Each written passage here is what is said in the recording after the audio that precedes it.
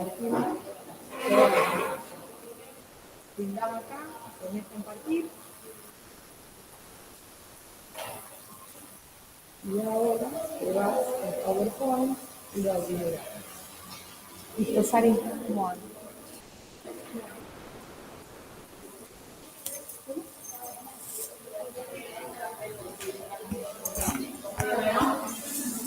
¿Dónde todo el mundo de la compañía? Vengo con Sara Matías.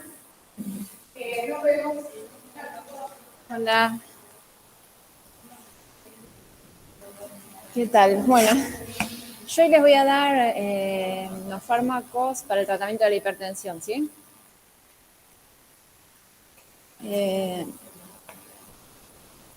Supuestamente ya está grabando. Bueno.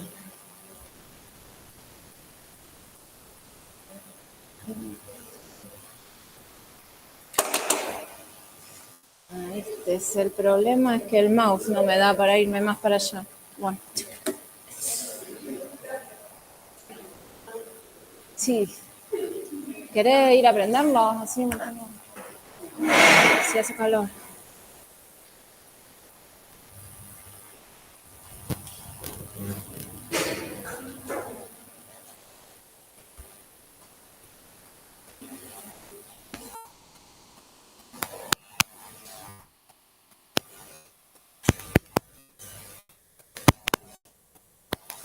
Sí, no sé, está todo cerrado acá.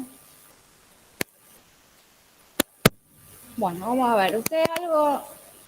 Acá en esta clase van a tener que recordar un poco que seguro vieron en fisio, ¿sí? Todo cardiovascular y renal, ¿sí? Algo de fisiología renal. La regulación de la presión arterial, seguro vieron en fisio. No sé si vieron algo de fisiopatología de la hipertensión. Ahora en... ¿No? ¿No vieron nada? ¿Vieron algo en bioquímica clínica? Bueno. Justo estamos en la semana de la prevención de la concientización, ¿sí? Por la hipertensión. Sí, es un problema que está creciendo mucho, sí, 1/3 más o menos de la población a nivel mundial sufre de hipertensión arterial.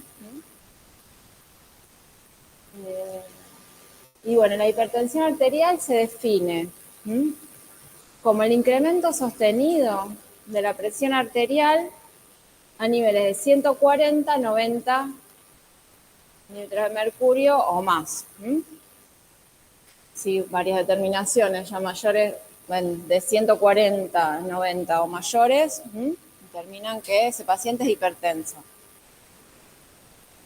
Y es un trastorno médico grave porque va a incrementar el riesgo de enfermedades cardiovasculares, cerebrales, renales y otras. Incrementa el riesgo de insuficiencia cardíaca, de ACV, de insuficiencia renal crónica.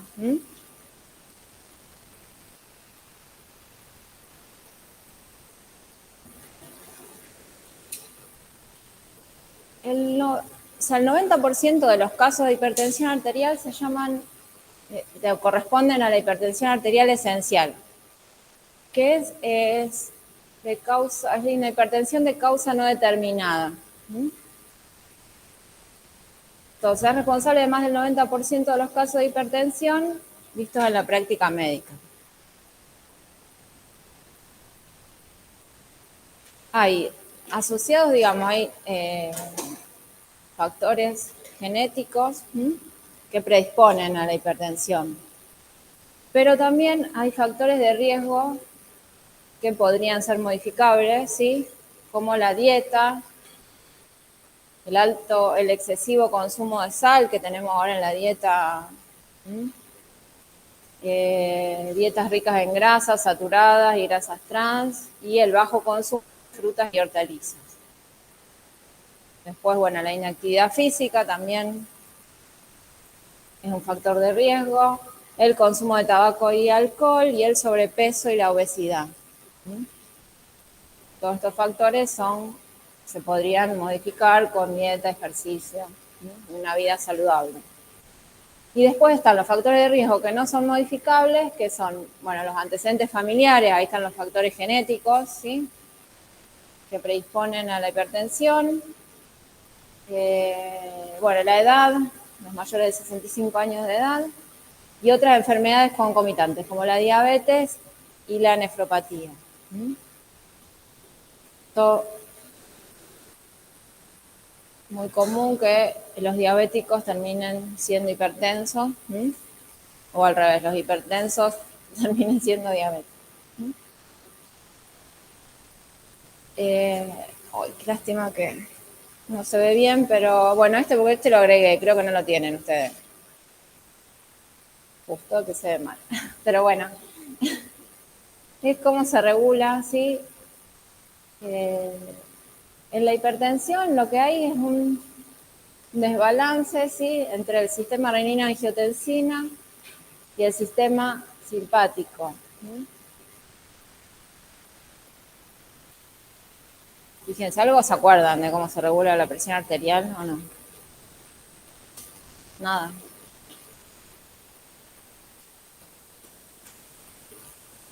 ¿Qué hace el sistema simpático sobre la presión? ¿Se acuerdan?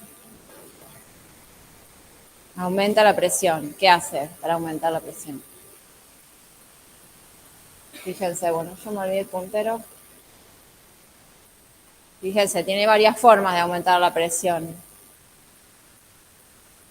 A través de los receptores alfa-1 promueve, sí, acuérdense, la noradrenalina, ¿qué hace?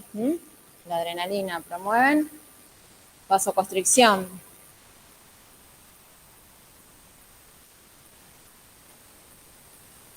En el corazón, a través de los receptores beta, ¿qué hace? Promueve inotropismo y cronotropismo positivo.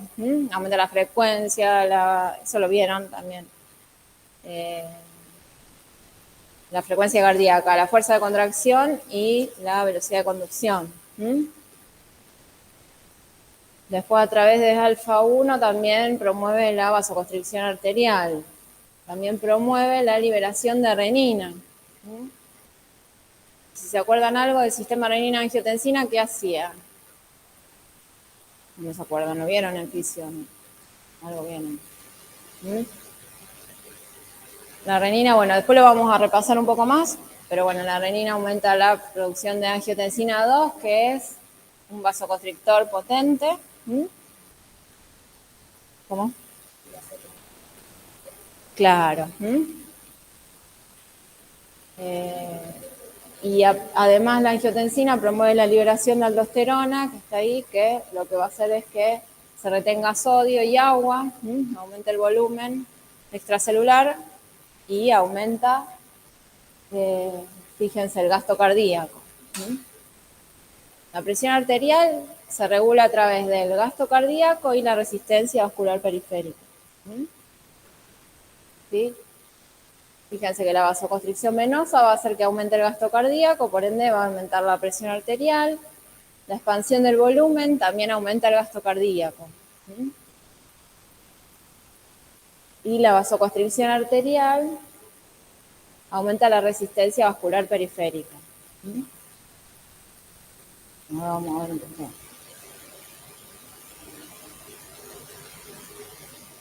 Fíjense, toda esta interrelación entre que está aumentado el sistema renina-angiotensina y estimulado también el sistema nervioso simpático, promueven vasoconstricción, retención de sodio, que siempre la retención de sodio viene acompañada de retención de agua. Estrés oxidativo, inflamación, proliferación, fibrosis y disfunción endotelial.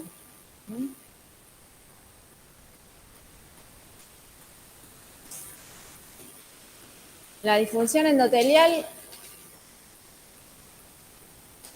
es importante en la hipertensión. Fíjense, el endotelio no va a responder adecuadamente y todo eso va a llevar a aterosclerosis. Fíjense que va a haber una disminución del óxido nítrico, que es un vasodilatador, y aumento de mediadores locales que promueven vasoconstricción, como la endopelina. Aumento de la liberación de enzima tensina tisular, que aumenta el factor de crecimiento, factores de crecimiento que llevan a lesión vascular y remodelación. Y aumenta la trombosis, ¿sí? Porque se liberan factores también que promueven la trombosis. Y va a haber proteólisis, la rotura, que promueve la rotura de placa, y todo esto lleva a eventos de arteriosclerosis.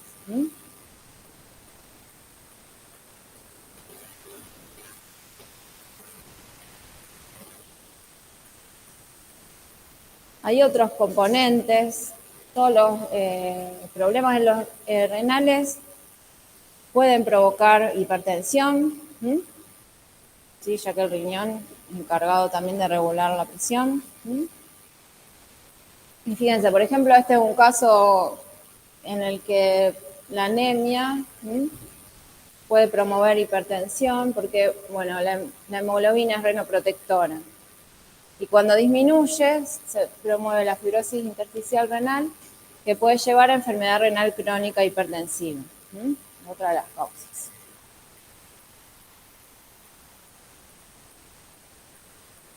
Fíjense, si se acuerdan, ¿qué pasa si baja la presión arterial?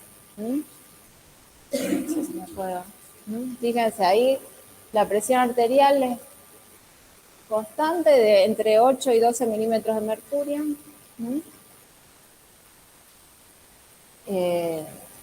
Si se perturba, ¿sí? Si cambia la presión arterial, ¿qué pasa con el sistema simpático? ¿Recuerdan? Por ejemplo, que baje la presión arterial.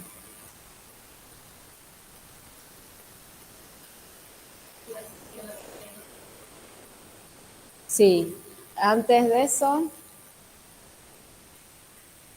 si baja, también se activa ¿qué sistema? Del autónomo. El simpático.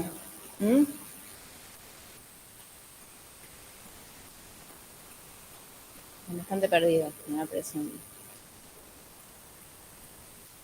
¿Cómo se modula? Si le baja la presión, hay mecanismos, ¿sí? Para volverla a la normalidad, ¿sí? El primero que se activa es el simpático. ¿Qué va a hacer? Que me dijeron recién, el simpático hace que... Sí, o sea, hay sensado por los varios receptores, ¿sí? Esa presión baja, y se activa el simpático. ¿Qué promueve el simpático? ¿Ya? Aumenta la frecuencia cardíaca, la fuerza de contracción, la velocidad de contracción a nivel cardíaco, todo eso estimula la tensión. Bien. Y después también promueve la noradrenalina, también va a aumentar la resistencia periférica, o sea, aumenta la vasoconstricción arterial. Y también se promueve se induce el sistema renina-angiotensina, que también va a hacer que se retenga sodio y agua, aumente el volumen intracelular y eso eleva la presión arterial, ¿sí? Después repasen un poco. Y bueno, al contrario, cuando lo que ocurre es un aumento de la presión arterial, los receptores sensan ese aumento y para bajarla, ¿quién actúa? El parasimpático. ¿Sí? Bajando la frecuencia cardíaca.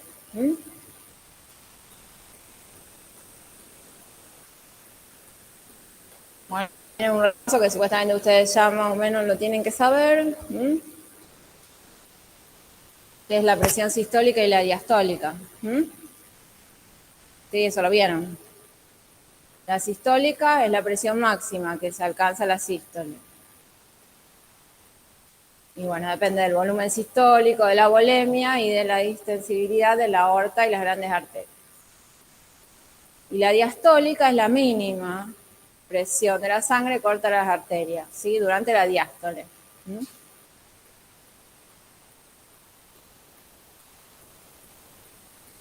Esto como para revisar. Entonces, en los tratamientos farmacológicos, ¿por qué les hago todo un repaso de esto? Las estrategias farmacológicas que se utilizan para bajar la presión, se utilizan fármacos que van a reducir el gasto cardíaco, o sea, por algún mecanismo, o van a reducir el gasto cardíaco o la resistencia periférica.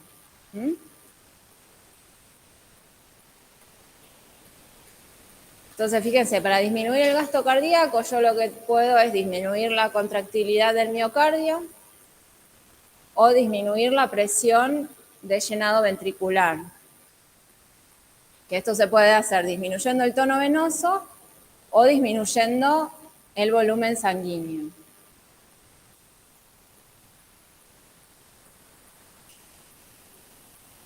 Todo esto me va a hacer que me disminuya el gasto cardíaco y me va a disminuir la presión arterial. Ahora vamos a ver después los tipos de fármacos. Y hay fármacos que actúan disminuyendo la resistencia periférica a través de la relajación de vasoresistencia o de interferir con la actividad del sistema nervioso simpático o el sistema renina-angiotensina.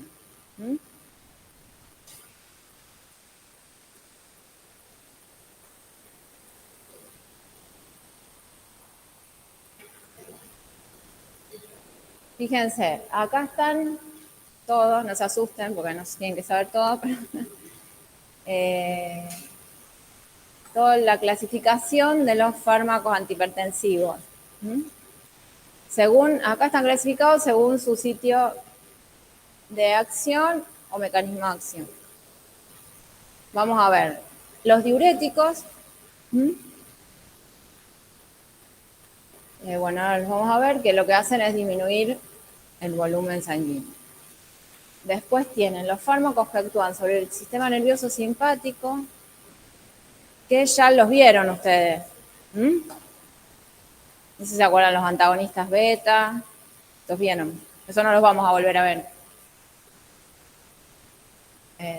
Después tienen antagonistas del receptor alfa, los mixtos, los que actúan sobre alfa y beta,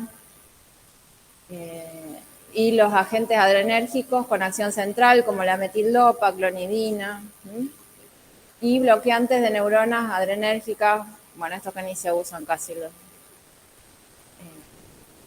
Después tenemos otro grupo que son los antagonistas del calcio, verapamilo y el teacen, que bueno, también los vamos a ver, inhibidores de la enzima convertidora de angiotensina o del receptor de angiotensina 2 y otros vasodilatadores. Nosotros vamos a ver los que son más importantes para ustedes, ¿sí? Desde el punto de vista de que puedan alterar algunos parámetros bioquímicos, ¿sí? No vamos a ver todos.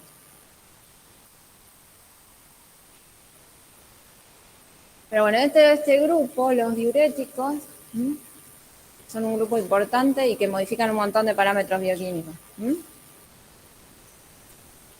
Así que ustedes siempre tienen que tener en cuenta cuando venga algún paciente que esté tomando diuréticos. Esto es el mecanismo general de cómo actúan los diuréticos, la gran mayoría de los que vamos a ver. La idea de los diuréticos es que a través de algún mecanismo, de inhibir algún transportador, que ahora vamos a ir viendo específicamente, lo que hacen es aumentar la excreción de sodio. Eso lo que hace es disminuir el volumen extracelular. Tipo, la excreción de sodio siempre va acompañada de la diuresis, de la excreción de agua.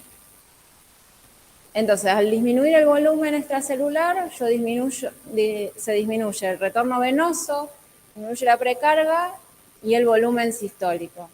Y de esa manera se disminuye el gasto cardíaco, que termina disminuyendo la presión arterial media. ¿Sí?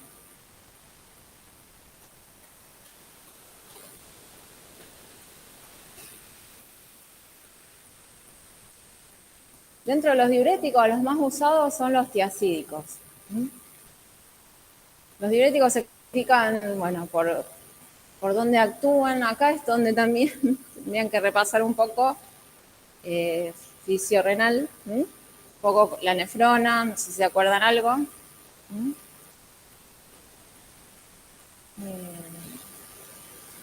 De la formación de la orina. ¿Se acuerdan algo? ¿Lo rindieron en el parcial o no? Sí, esta parte sí. Porque no, todavía no la rindieron, no, al final no. Bueno, ¿se acuerdan que el filtrado, sí? En el glomérulo se filtra la sangre, sí, se forma el ultrafiltrado que va recorriendo los túbulos, sí, a lo largo del nefrón. Tiene distintos segmentos en los que se reabsorben distintos iones o se secretan para ir formando la orina. Fíjense, los que más se utilizan son los tiacídicos. O sea, hay más, no son todos los diuréticos los que vamos a ver nosotros, pero estos que son los que se utilizan más, lo que inhiben es ese transportador de sodio cloruro en el túbulo distal.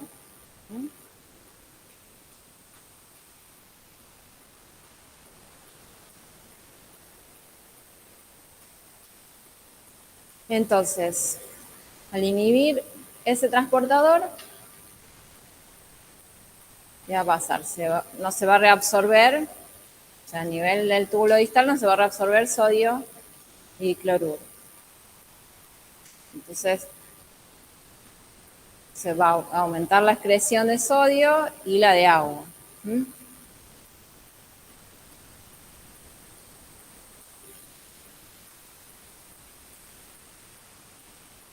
Siempre, bueno, acá está el mecanismo, digamos, que se unen al sitio del cloruro, de este cotransportador sodio-cloruro del túbulo distal, inhiben su acción y provocan natriuresis por pérdida de sodio y cloruro en la orina.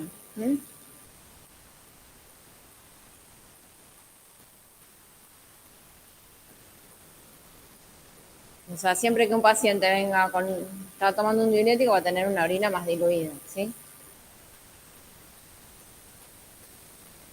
Y con un aumento en la excreción de varios iones, no solo el sodio y cloruro, que acá está inhibido ese transportador, entonces no se reabsorben, pero también, por ejemplo, la llegada de más sodio al túbulo colector, más abajo del segmento, hace que se secrete más potasio y más protones, y por eso también elevan la excreción de potasio, protones. También hay un cambio en la permeabilidad al magnesio. También se excreta más bicarbonato y fosfato.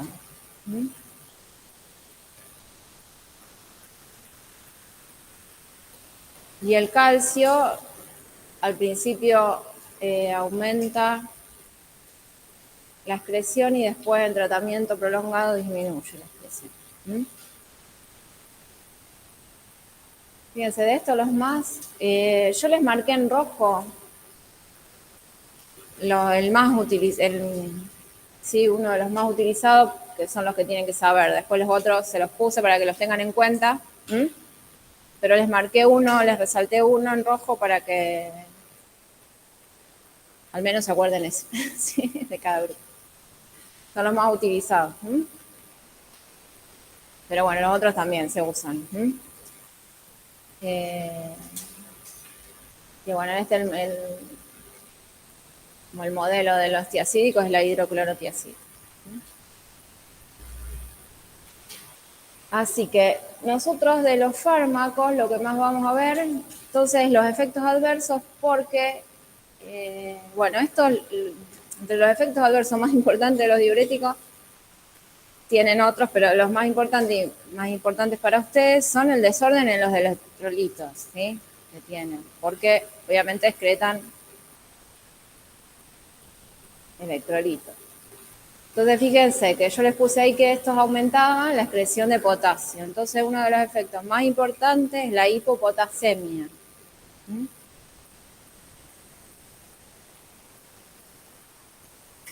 Ustedes van a ver en orina mayores niveles de potasio.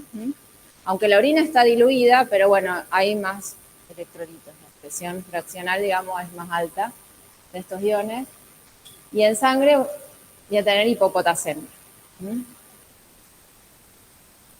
Esto, debido al mecanismo de acción, es prácticamente inevitable que ocurra. Sin embargo, su significación clínica y analítica depende de las dosis y de los niveles de potasio previos. Suele ser asintomática, aunque a veces se acompaña de debilidad muscular y calambres y un aumento de la actividad ectópica ventricular.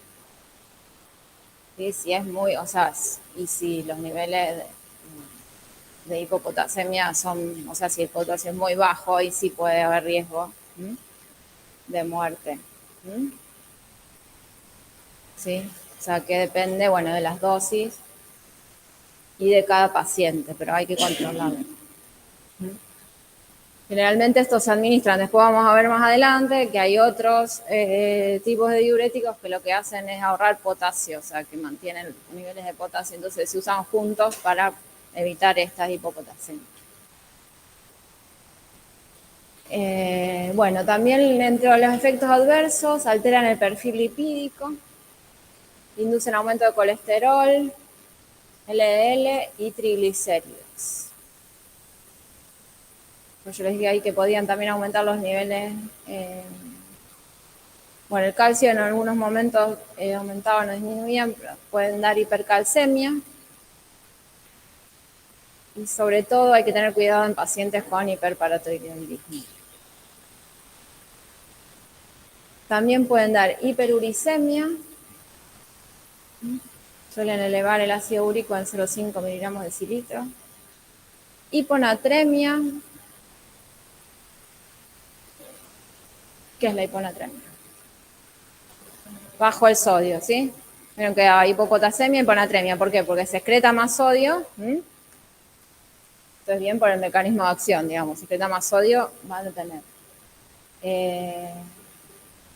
O sea que hay que tener cuidado, sobre todo en pacientes ancianos o pacientes que estén descompensados. Después pueden dar hipomagnesemia, o sea, el magnesio bajo en sangre, que se asocia generalmente también a la pérdida de potasio. Y también pueden dar hiperglucemia e hiperinsulinismo. O sea, aumentan la insulina y la glucosa en sangre. Esto es importante, bueno, tener en cuenta en pacientes diabéticos. Y bueno, pueden dar disfunción eréctil, pero bueno, yo sé también ahí están destacados los que para ustedes son más relevantes, ¿sí? Que los que cambian parámetros de laboratorio. Pero bueno, este es una disfunción eréctil, bueno, es un efecto adverso y es importante en los que toman esto porque también tiene que ver siempre con la adherencia al tratamiento.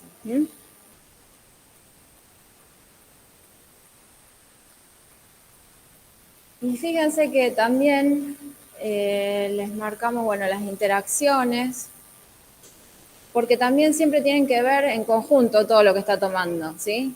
Que por ahí, por un fármaco no se justifica lo que ustedes están viendo, pero por ahí sí, por la interacción con otro fármaco. Fíjense que, y aparte que es importante, fíjense, disminuyen el efecto de anticoagulantes, de insulina y de úricos úricos.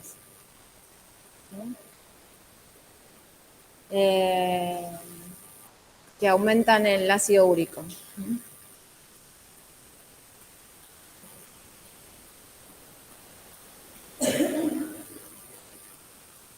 Perdón, que disminuyen porque son los que aumentan la excreción de ácido úrico. O sea, que disminuyen el ácido úrico en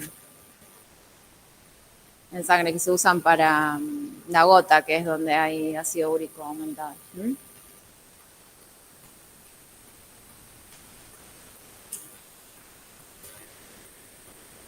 Bueno, después estos aumentan efecto de anestésicos, glucósidos cardíacos, litio. Estos se los pusimos porque fíjense que los glucósidos cardíacos, como la digoxina, que no sé si ya la llegaron a ver, no creo que esa todavía no, pero bueno, es un fármaco que se monitoriza. ¿Mm? Y el litio, que creo que la vieron, que se monitoriza también, o sea que, bueno, y esto fíjense que interaccionan con eso. Y bueno, después esta interacción puede precipitar interacción fatal con quinidina, que es un antiarrítmico, que bueno, no es... pero bueno, la pusimos porque es importante, o sea que no hay que administrar con este fármaco. ¿Sí?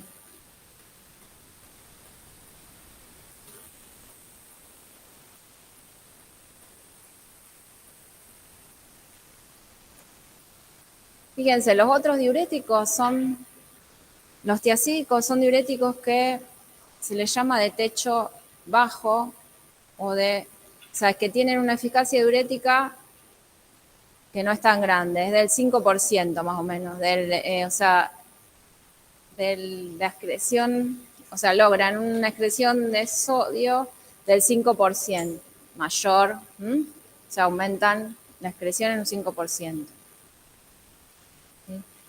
Estos que vamos a ver, los diuréticos de Lassa, se llaman también de techo alto porque tienen una eficacia diurética más alta, más grande. Llegan a aumentar la excreción de sodio hasta un 25%, ¿sí? O sea, eliminan mucha más agua que los otros. Pero estos son más, actúan a tiempos más cortos, o sea, el inicio de la acción empieza antes y la duración de la acción es más corta también. Entonces se usan generalmente los diuréticos de Lassa en situaciones más graves, de emergencias, en hospitalizados. Sí, lo más común es que un paciente ambulatorio use tiacidas, las que vimos antes. ¿Sí? Pero bueno, estas hay que tenerlas en cuenta y hay también algunas pacientes que las usan crónicamente, también es más raro, pero... Estos se utilizan generalmente cuando hay una edema grave, o sea, que se necesita una diuresis grande y rápida, una acción rápida. Lo que hacen los diuréticos del asa, es actuar acá, en el asa ascendente de Henle. Que no sé si se acuerdan qué característica tenía ese segmento del nefrón.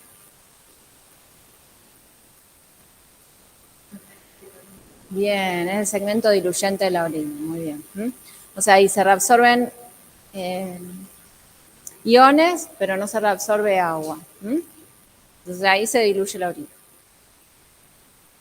Y uno de los transportadores por los cuales se reabsorben iones es el sodio-potasio 2-cloruro.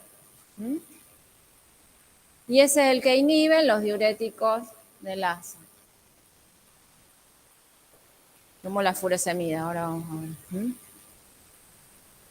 sea, y al inhibir ese transportador, se va a excretar, bueno, más sodio, va a pasar más sodio, más cloruro y más potasio.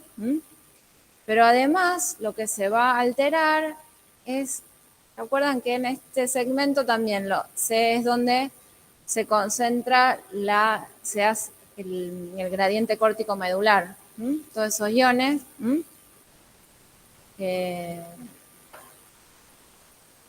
O sea que no se reabsorben estos iones, o sea que el gradiente córtico medular no va a estar funcionando. O sea que eso hace, ¿se acuerdan que después en el colector? ¿Sí? ¿Se acuerdan? No. ¿Qué pasaba en el colector? Después. Ahí se reabsorbía. Pero sí, bueno, si la médula estaba hipertónica. Sí. Ah, sí.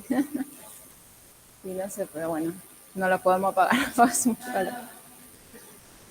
Bueno, eh, estamos, ¿eso escucharon lo último? ¿Qué pasaba acá? Se inhibe el transportador sodio-potasio 2-cloruro. O sea que aumenta la excreción de sodio, cloruro y potasio. Pero además, no se forma el gradiente pórtico-medular. O sea, la médula no. ¿Se acuerdan que la médula tenía que estar acá? Se formaba el gradiente para que después en el colector, gracias a que la médula estaba hipertónica, se podía reabsorber en el colector más agua. O sea que tampoco funciona ese mecanismo. O sea que ahí mejor porque no se va a reabsorber tampoco agua a nivel del colector.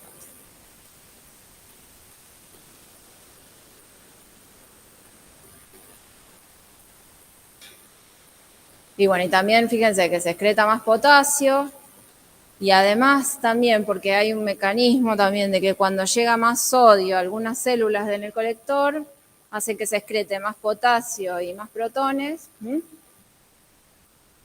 Estos fármacos también aumentan la excreción, no solo de sodio, sino de potasio, de protones.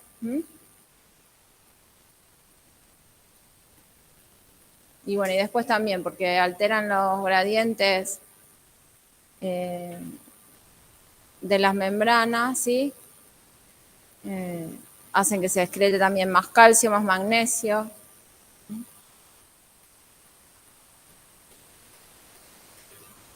Bueno, y el más conocido de esto, el que más se utiliza, es la furosemida.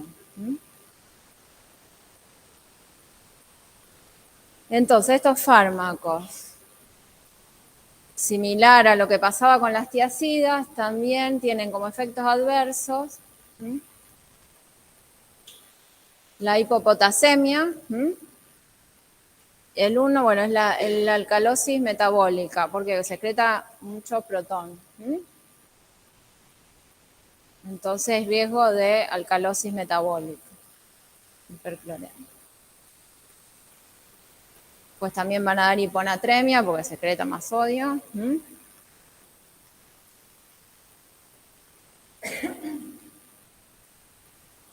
Acá aumentan los niveles de ácido úrico en sangre, dan hiperuricemia. Hiperglicemia también. Y hipercolesterolemia.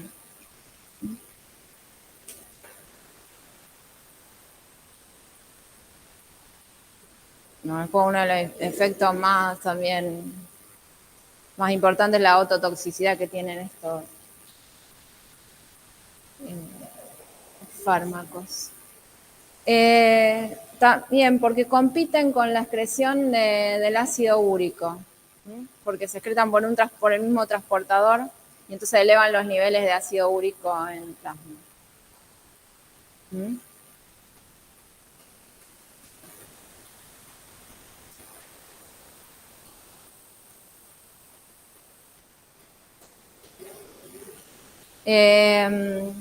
¿Te afecta el oído? Pueden dar sordera, bueno, acúfenos, vértigo, porque tienen como preferencia unirse en los conductos del oído y dañarlos. Sí, como algunos antibióticos también tienen este efecto de la ototoxicidad.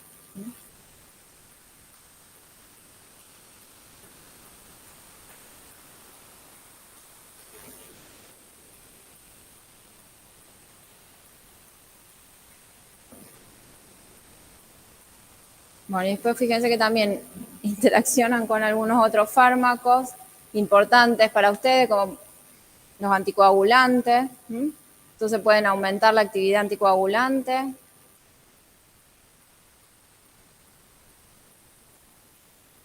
Con los glucósidos digitálicos, que esto lo van a ver cuando vean arritmia. que pueden, también aumenta la concentración de estos compuestos y pueden causar la intoxicación digitálica, que es grave. Y aparte, como hay bajo potasio, esa intoxicación puede ser más grave. Pues se aumenta el riesgo de esa intoxicación. Nos van a ver, es un grupo de fármacos que se usan para no cuando vean arritmia, cuando vean insuficiencia cardíaca. Ahora creo que deben ser las próximas clases. Uno de ellos es la dioxina, no sé si lo escuchan. Que no se utiliza tanto, pero es un fármaco que se monitoriza. Y que lo van a ver como un ejemplo de un fármaco que se monitoriza, por eso. Igual que el litio, ¿ven? También aumenta el riesgo de la intoxicación por litio. Si ustedes tienen que monitorizar litio y está tomando diurético, bueno, ténganlo en cuenta, para tener en cuenta que pueden modificar los niveles. Bueno, con los diuréticos tiacídicos también, bueno, potencian la diuresis. Obviamente dos diuréticos van a potenciarse la diuresis. Bueno, con la anfotericina B, que es un antifúngico, que es muy nefrotóxico, también estos fármacos potencian la nefrotoxicidad.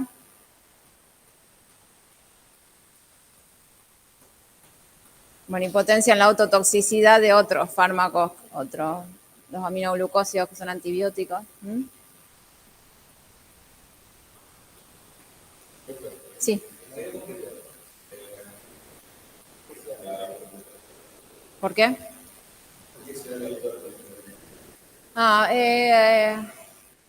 No, aumentan, no se sabe bien, pero aumentan la glicemia y el colesterol. Sí.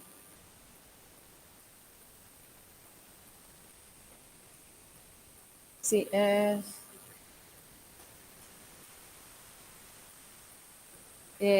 como que, no sé, esta es que como que aumentan la resistencia a la insulina, pero no se sabe bien qué es por qué la aumentan.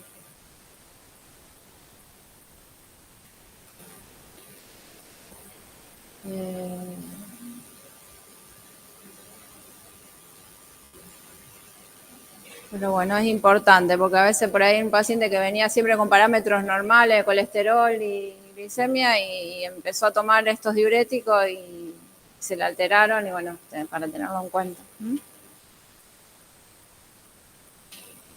Y bueno, después están los diuréticos ahorradores de potasio, que son otros grupos de los cuales, bueno, hay dos que actúan por mecanismos de acción diferentes. Los dos actúan a nivel del colector.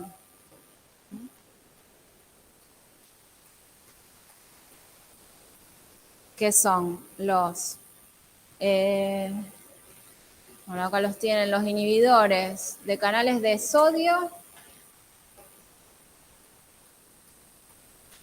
que hay dos nada más, la amiloride y triamtereno, y los antagonistas de receptores aldosterona, como la espironolactona. Fíjense, no se ve bien, pero ustedes creo que lo tienen. Inhiben los inhibidores de canales de sodio, inhiben el canal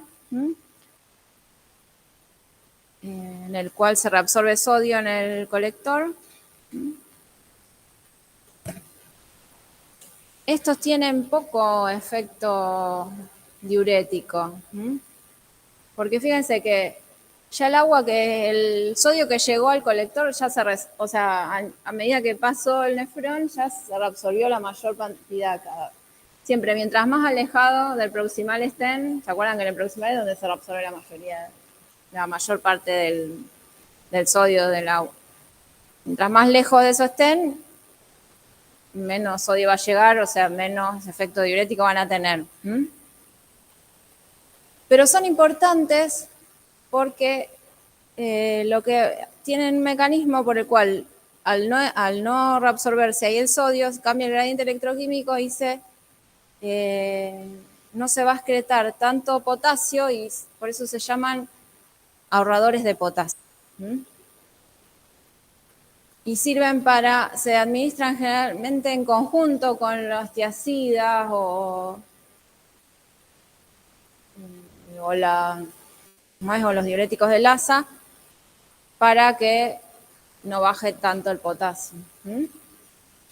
Para que no ocurra, ¿se acuerdan que los otros producían hipopotasemia? Estos producen hiperpotasemia. Y los otros son los inhibidores de los receptores de aldosterona, que si se acuerdan, la aldosterona actuaba en los túbulos colectores, entraba a los túbulos colectores y actúa sobre unos receptores que son intracelulares, que en este caso con la espironolactona estarían bloqueados. ¿Y qué hace la aldosterona? ¿Se acuerdan?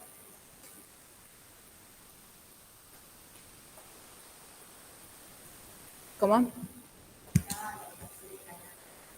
Bien, de canales, ¿qué hacían esos canales? ¿Qué hace acuaporinas? Pero también, digamos, lo más importante, ¿se acuerdan? ¿Qué hacía? Retenía sodio. Lo que hace la aldosterona es retener sodio, bueno, y agua también, bueno, pero lo que hace por eso es aumentar la síntesis de transportadores que retengan sodio, como bueno, la sodio-potasio ATPasa o los canales estos de sodio, que entran sodio.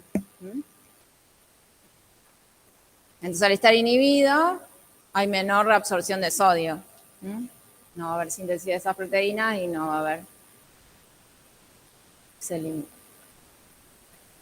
Pero bueno, en cuanto a su efecto diurético, no son tan importantes porque no tienen mucha eficacia diurética, pero sí son importantes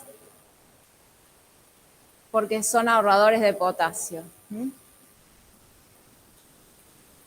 Fíjense, su capacidad natriurética es baja, o sea, la de eliminar sodio. Por ello, su efecto antihipertensivo es limitado. Pero son útiles, bueno, en pacientes con hiperaldosteronismo, la espironolactona en ese caso es útil. Y después, bueno, disminuyen el riesgo de hipopotasemia en pacientes tratados con tiacidas. Muchas veces vienen las presentaciones que vienen con los dos, con tiacida y un diurético ahorrador de potasio, multiantereno.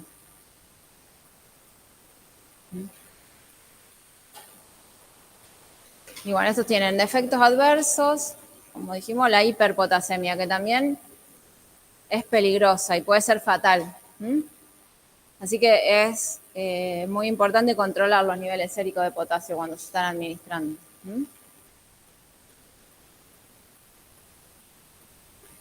Bueno, después producen acidosis metabólica, la espironolactona produce disfunción eréctil, hiperprolactinemia, ginecomastia, bueno, hiperplasia prostática benigna. Y el triamtireno también puede disminuir la tolerancia a la glucosa.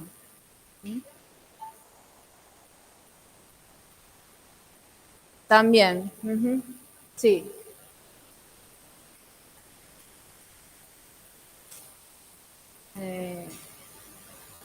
Sí, los otros se acuerdan que daban alcalosis. Este da acidosis, como da hiperpotasemia, porque en el colector también cuando llega más sodio, que acá no estaría entrando el sodio, se liberan potasio y protones. Y eso, bueno, eso estaría inhibido, entonces además no se estarían excretando protones, se produce acidosis.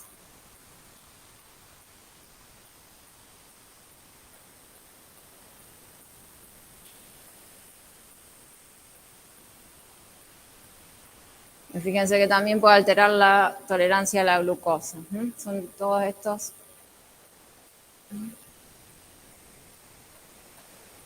Y bueno, ahí hay ciertas advertencias que hay que tener con estos fármacos. En todos pacientes que toman estas drogas, el empleo concomitante de sustitutos de sal que contengan potasio puede provocar hiperpotasemia.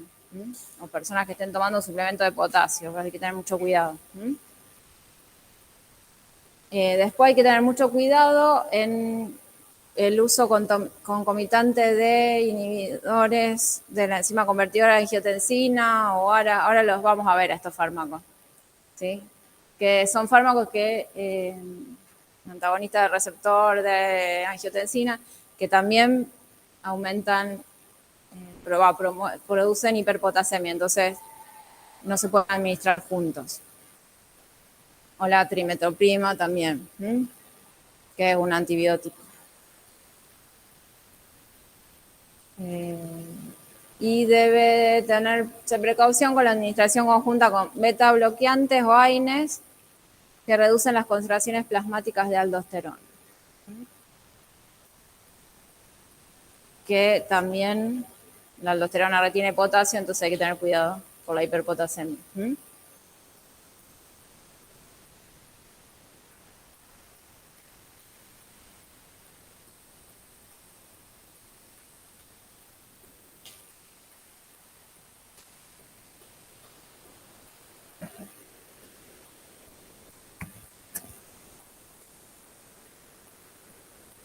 Bueno, vamos a pasar a otro grupo de fármacos para la hipertensión, que son los fármacos que afectan al sistema renina-angiotensina, que dijimos que modula la presión arterial.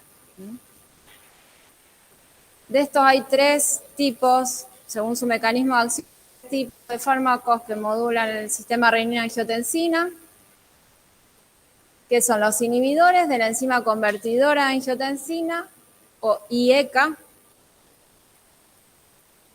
y los antagonistas del receptor AT1 de angiotensina 2, que se llaman ARAS.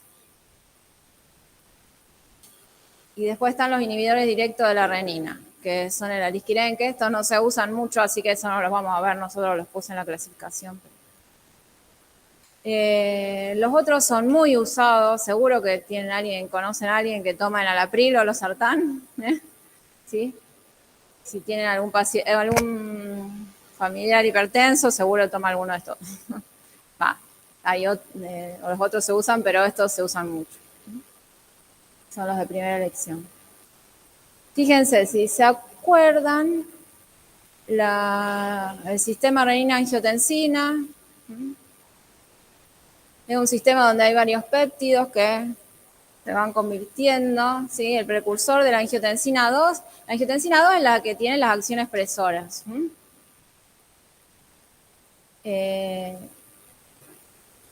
Se forma a partir de angiotensinógeno, que se genera en el hígado principalmente, hay otros lugares.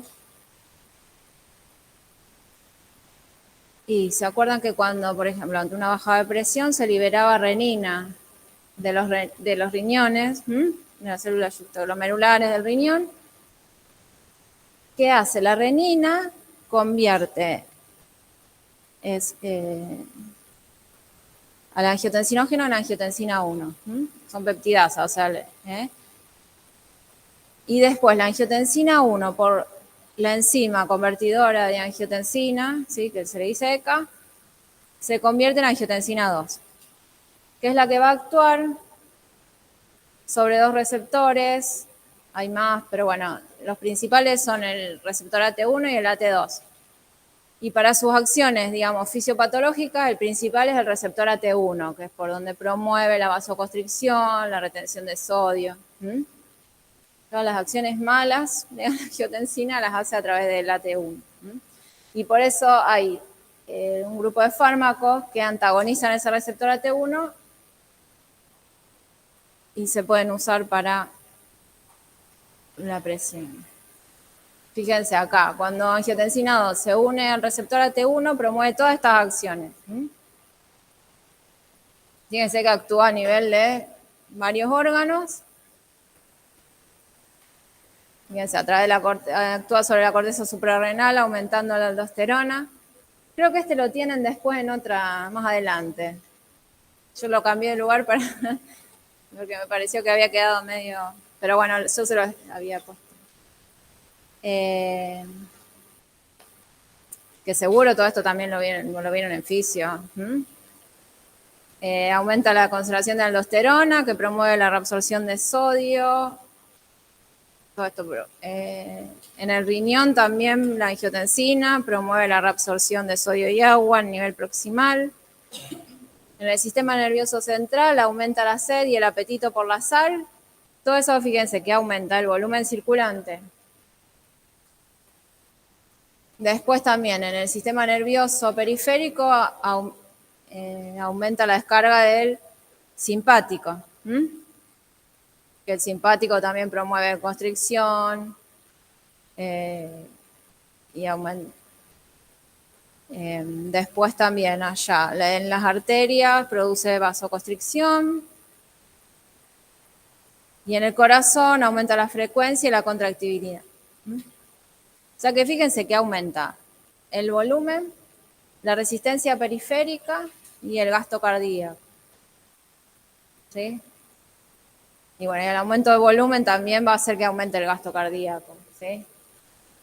O sea que estos... ¿se acuerdan? Los diuréticos disminuían la presión arterial disminuyendo el gasto cardíaco, porque disminuían el volumen, el BEC. Estos antihipertensivos actúan a través de disminuir el gasto cardíaco y también de disminuir la resistencia periférica, la resistencia vascular periférica. ¿Sí?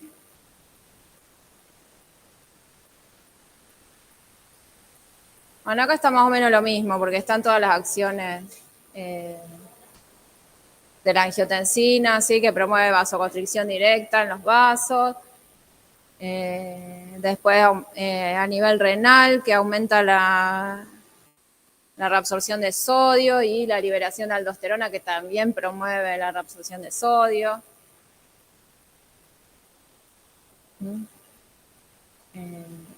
Y después también modifica la estructura cardiovascular.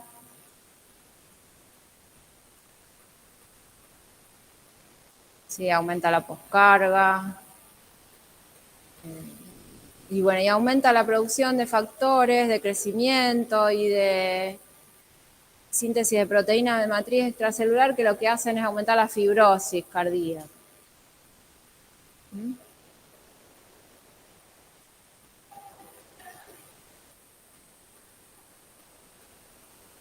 Fíjense, entonces, si yo inhibo a la enzima convertidora, el primer grupo que vamos a ver son los inhibidores de la enzima convertidora de angiotensina.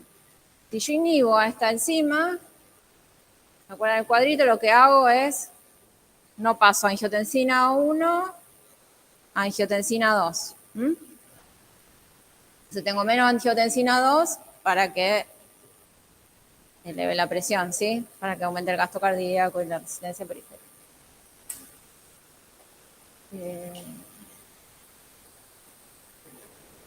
Bueno, fíjense entonces,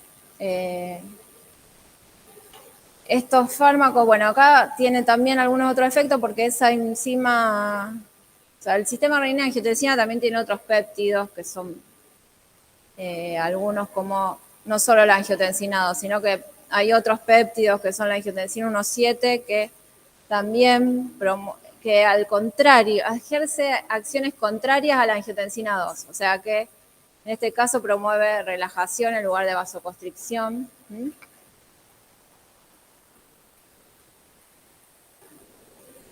Entonces, como parte del mecanismo es que si no tengo angiotensina 2, también igual hay otros, o sea, es mejor porque hay otros péptidos de ese sistema que promueven vasorelajación, entonces también ayudan a disminuir la presión arterial.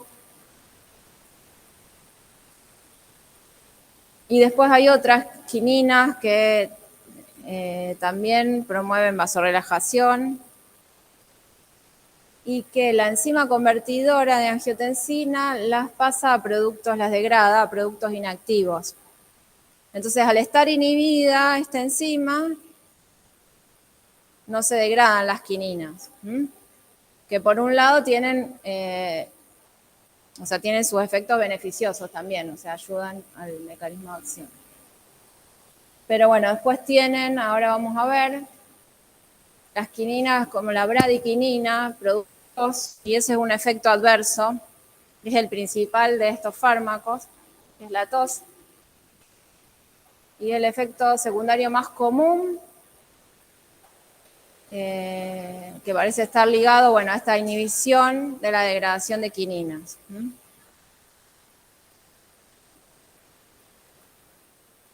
No es grave, pero es molesto. Mucha gente por ahí no lo puede seguir usando por la tos. Por suerte pueden usar los otros, los que vamos a ver después. Después, como efectos adversos de estos fármacos, la hipotensión, sobre todo en las primeras dosis, bueno, después se va regulando. Cefalea, angioedema, que si llega a ocurrir angioedema es una contraindicación, ¿sí? Porque puede haber un edema de glotis. Y bueno, algunas que les importan a ustedes un poco más es que pueden dar uremia. En realidad es que pueden causar una insuficiencia renal.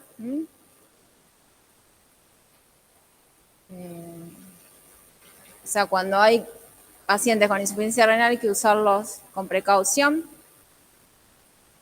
Y este efecto adverso que es la hiperpotasemia.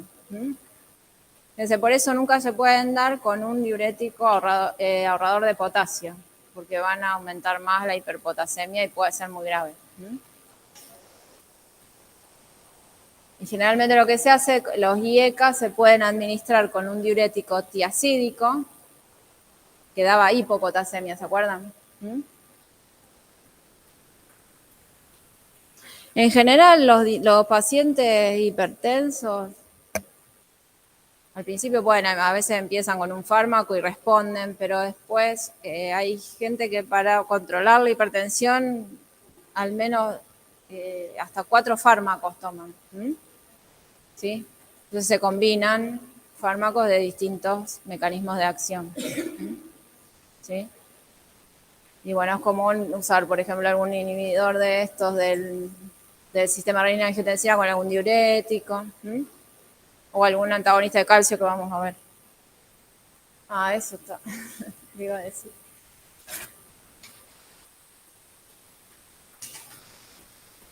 Y después de las interacciones que tienen, o sea, estos fármacos igual son bastante, o sea, esos efectos adversos, o sea, son bastante seguros y se utilizan mucho sin problema.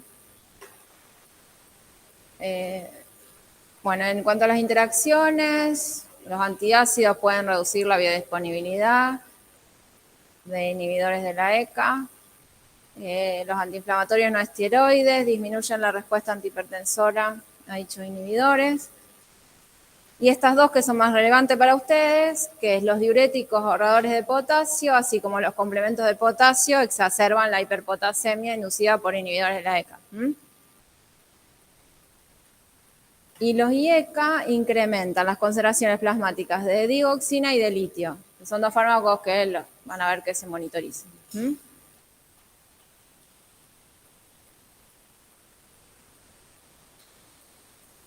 Bueno, acá puse de nuevo el cuartito porque, bueno, pasamos a los fármacos que los otros inhibían a la enzima convertidora de angiotensina, o sea que no se formaba, o sea, se formaba hasta angiotensina 1 y no se llegaba hasta angiotensina 2. Acá hay angiotensina 2, pero lo que están bloqueados son los receptores donde actúa.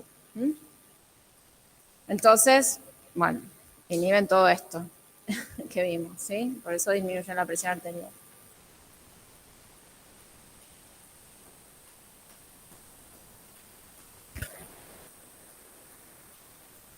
Y bueno, como efectos adversos, tienen pocos también.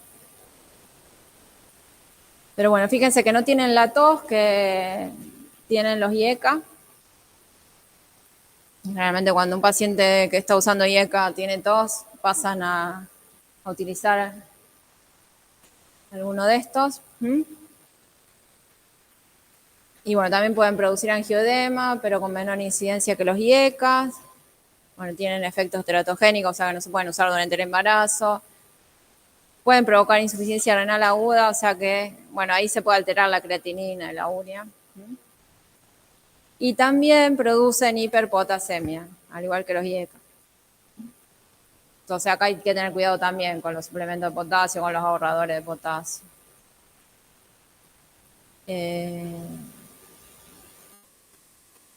Y bueno, esto es raro, yo se los marcamos ahí, pero bueno, en casos excepcionales, son muy raras estos, pero puede dar algunas alteraciones que ustedes pueden ver en parámetros de laboratorio, como alteración en la función hepática, hepatitis, neutropenia, leucopenia, granulocitosis, de baja frecuencia.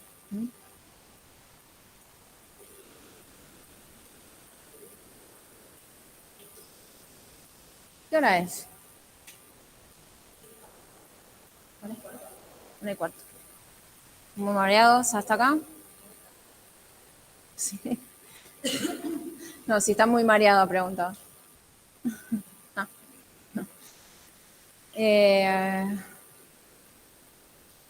Bueno, después otro grupo de antihipertensivos son los antagonistas de canales de calcio. Fíjense, también si se acuerdan algo de fisio. ¿Sí? Los canales de calcio, estos bloquean los canales de calcio tipo L, están en las células del músculo erizo vascular.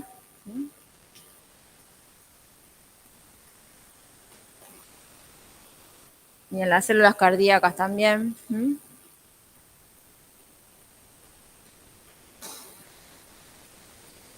Y fíjense, no sé si recuerdan la vasoconstricción cuando, o sea, los niveles altos de calcio en la célula promueven, ¿se acuerdan que el calcio se une a calmodulina? Se fosforila, ahí va, se inducen quinasa que fosforiza la calciocalmodulina, y que se une a actina y promueve la contracción, ¿sí? Entonces, estos compuestos lo que hacen es inhibir los canales de calcio para disminuir la concentración de calcio intracelular y de esa forma hay vasorelajación en lugar de vasoconstricción, ¿sí?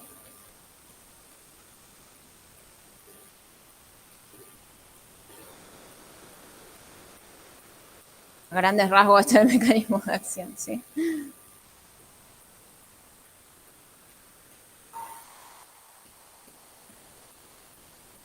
Dentro de este grupo hay varios distintos, bueno, por su estructura, son las dihidropiridinas, que hay las de primera, se clasifican las de primera generación, que son de acción corta, como la nifedipina, y las de segunda generación y acción sostenida, la amlodipina.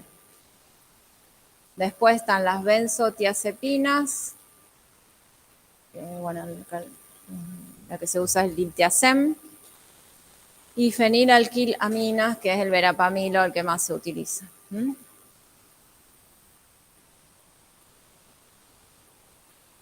Acá tienen un resumencito de las acciones farmacológicas.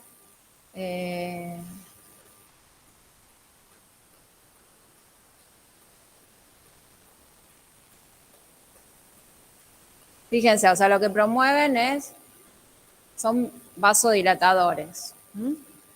Entonces lo que hacen, o sea, para bajar la presión arterial, lo que hacen es disminuir que la resistencia vascular periférica. ¿Sí? Y bueno, promueven dilatación arteriolar, que bueno, hay de los diferentes grupos, ¿cuál promueve más? La dilatación coronaria, disminuyen la poscarga,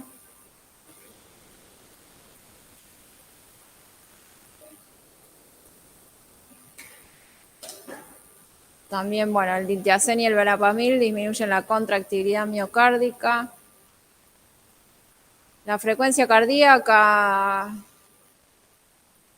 no la alteran demasiado, las de hidroperidina la pueden aumentar y las otras las disminuyen. ¿Mm?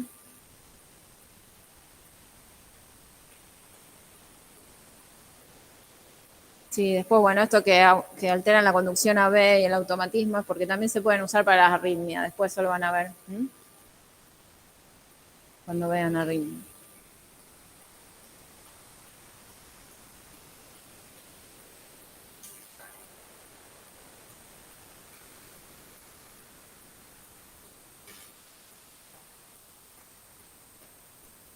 Bueno, los principales efectos adversos eh, son alteraciones cardíacas, ¿sí? Son bradicardia, trastorno de conducción, inotropismo negativo.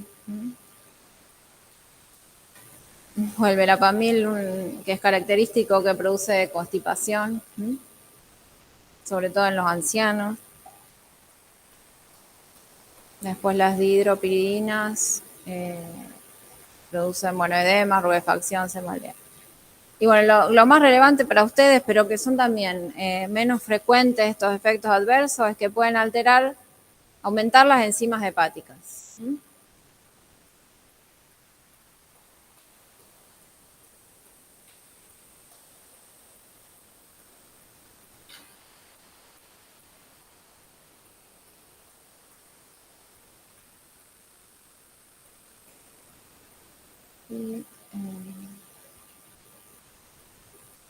Bueno, hay que tener precaución de administrar diltiazem y verapamil en combinación con beta bloqueantes.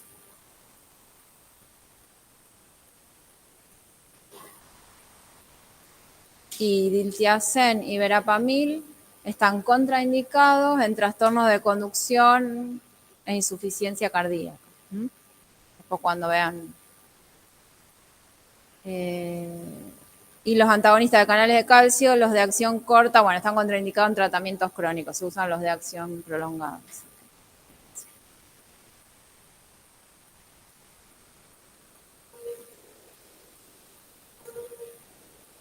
Y bueno, acá está una tablita con las interacciones, que hay algunas que son más relevantes para ustedes. Fíjense que alteran varios fármacos que se monitorizan. Como la dioxina, bueno, todavía no la vieron, pero la van a ver. La carbamazepina, la fenitoína, la ciclosporina, varios de los que se monitorizan. Entonces, fíjense que el verapamil, a concentraciones de dioxina. Bueno, después si se administra en conjunto con los alfa bloqueantes o quinidina, bueno, pueden dar una hipotensión excesiva a esa. Después con los beta bloqueantes, pueden aumentar las concentraciones de beta bloqueantes, las dihidropiridinas, o el verapamil y diltiazem, trastorno de conducción y disfunción sistólica. Pero bueno, esta que por ahí es importante, la carbamazepina, con verapamil o diltiazem, aumenta las concentraciones de carbamazepina. Si ustedes están monitorizando alguno de esos fármacos, tengan en cuenta que puede haber interacciones. Después,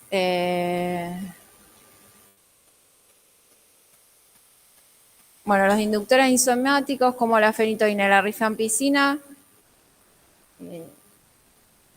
lo que hacen acá es al revés. Los antagonistas de calcio lo que hacen es, estos fármacos reducen la biodisponibilidad de los antagonistas de calcio. Y con la ciclosporina, todos los antagonistas de calcio aumentan los niveles plasmáticos de ciclosporina. Cimetidina también aumenta los niveles plasmáticos de antagonistas de calcio.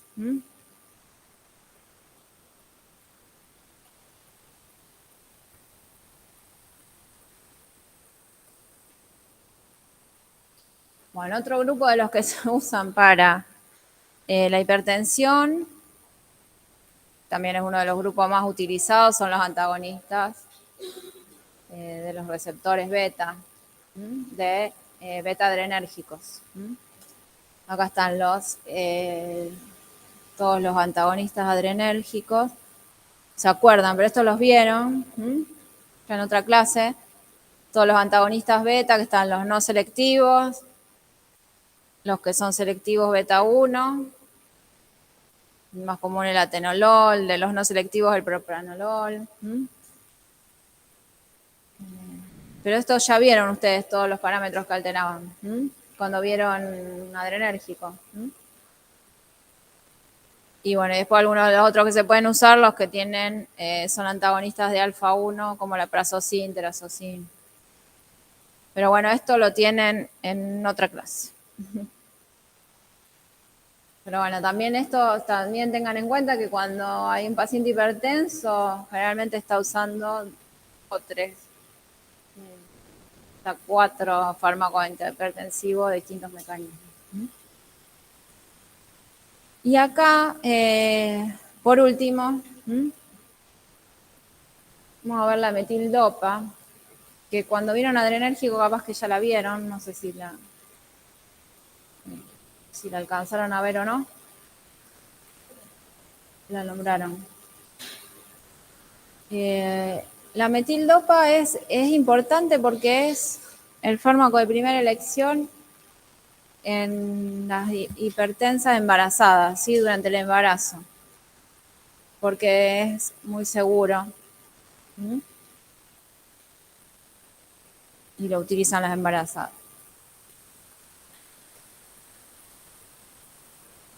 Y es un profármaco. No sé si se acuerdan cuando vino la neurona adrenérgica, que entraba la dopamina y se convertía en noradrenalina. La metildopa entra y se convierte en metilnoradrenalina. Ven que es un profármaco, bueno, ejerce su acción contra la hipertensión por medio del metabolito activo, que es la alfa-metilnoradrenalina. Y lo que hace la alfa-metilnoradrenalina es actuar como agonista de los receptores adrenérgicos alfa 2, que son presinápticos. No sé si se acuerdan también en la neurona simpática, que hay alfa 2 presinápticos, que ¿qué hacían? Bien, inhiben la salida simpática. Entonces por eso pueden, por ese mecanismo bajan la presión. Bien, ya están estudiando.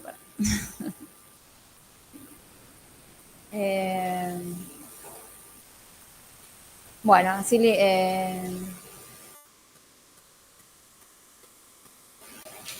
bajan la presión, ¿sí? Y bueno, como efectos adversos, ese tiene bastantes, igual es el que se usa para embarazo. Y algunos que les pueden interesar a ustedes, digamos que pueden ser relevantes para ustedes, la hepatotoxicidad, leucopenia, trombocitopenia, hiperprolactinemia. Y después tiene una característica este fármaco,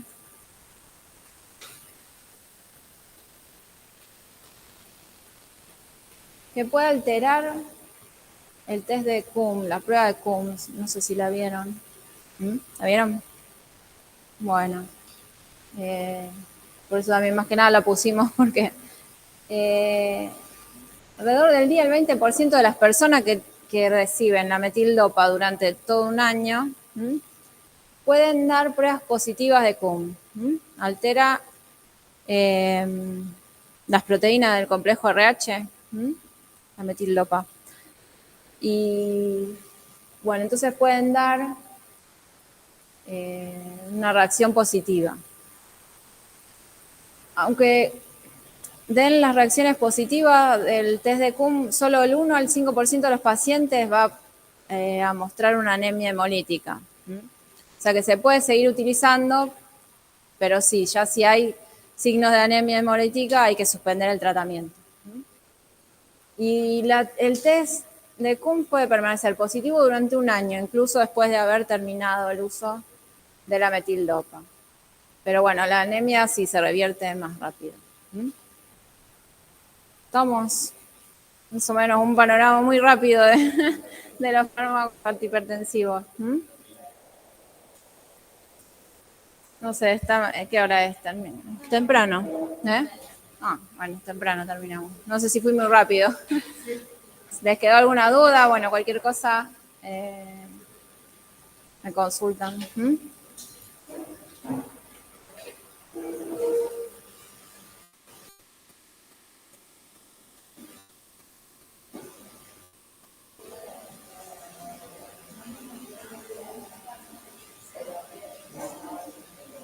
Nunca apagar acá. Acá pongo detener grabación.